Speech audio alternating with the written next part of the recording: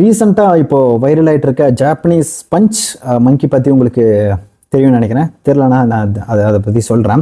இப்போ கொஞ்ச நாளைக்கு முன்னாடி பெங்குயினோட வீடியோ எப்படி வந்து கொஞ்சம் இது பண்ணிகிட்டு இருந்தாங்க, ட்ரெண்ட் ஆக்கியிருந்தாங்க. அதே மாதிரி இப்போது ரீசெண்டாக ஒரு கொஞ்ச நாளாக வந்து இப்போது திரும்ப இந்த ஜாப்பனீஸ் பஞ்ச் குரங்கு பற்றி கொஞ்சம், அந்த குட்டி குரங்கு பற்றி கொஞ்சம் இப்போ வைரல் ஆகிட்டு இருக்கு. அந்த வீடியோ நான் முடிஞ்ச வரைக்கும் இங்கே அட்டாச் பண்ணுறேன், இல்லை டீட்டெயிலாக எக்ஸ்பிளைன் பண்ணி அந்த வீடியோ நான் போட்டிருக்கேன். என்னன்னா ஜப்பானில் இச்சிகிவா ஜூ அப்படிங்கிற ஒரு ஜூ, எனக்கு பேர் வாயில வர மாட்டேங்குது. அங்கே 2025 ஜூலையில் ஒரு குரங்கு குட்டி போடுது. மக்காவோ அந்த வகை குரங்கு, ஜாப்பனீஸ் குரங்கு. அந்த குட்டி குரங்கு வந்து அந்த அம்மா சில காரணங்களால் ஒதுக்கி வச்சிருது. அது பக்கத்தில் போனாலே தட்டி விடுது. அந்த வீடியோலாம் பார்த்துட்டு ரொம்ப கஷ்டமாக இருந்தது.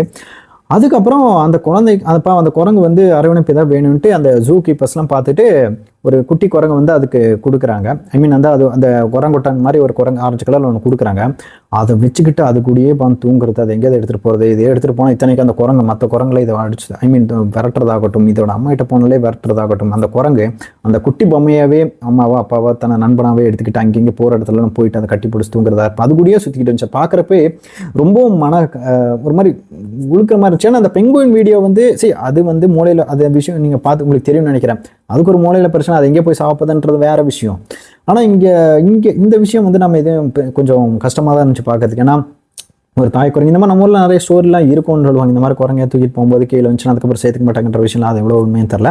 பட் இங்கே வந்து அந்த ஜூவில் வந்து அந்த மாதிரி தன்னை தாய் குரங்கு வந்து அந்த தள்ளி விடுறதாகட்டும், அதை அவாய்ட் பண்ணுறதாகட்டும், அது தாண்டி இந்த பொம்மையை வச்சு அது அரைவணைப்பு தேடுறது எனக்கு ரொம்ப கஷ்டமாக இருந்துச்சு. ஏன்னா லைஃப்பில் வந்து ஏதோ ஒரு விஷயம் நமக்கு எல்லா இடத்துலையும் நம்ம தனித்து விடப்பட்ட ஒரு நண்பர்களால், நம்ம ஃபேமிலியால், அப்புறம் ஆஃபீஸ் எல்லா இடத்துலையும் தனித்து விடப்படுற நிலைமை வரப்போ ஏதோ ஒரு விஷயத்தை தான் இந்த மாதிரி உயிரற்ற பொருட்கள் எதாகட்டும், காரு, பைக்கு, மியூசிக்கு, யோகா, படங்கள், கிரிக்கெட்டுன்னு ஏதோ ஒரு விஷயத்தை நம்ம மென்டல் ஹெல்த், எமோஷனல் ஹெல்த்தை பேலன்ஸ் பண்ணுறதுக்காக நம்ம எப்படி அதை டிபெண்ட் பண்ணி இருக்கோம், அது எப்படி நம்ம அடுத்த கட்டத்துக்காக நாம் அதை ஒரு சப்போர்ட்டிவாக பிடிச்சிக்கிறோன்ற விஷயத்தை வந்து பார்க்குறப்ப ரொம்ப அது பார்க்குறதுக்கே ரொம்ப ஒரு கஷ்டமாக தான் இருந்துச்சு.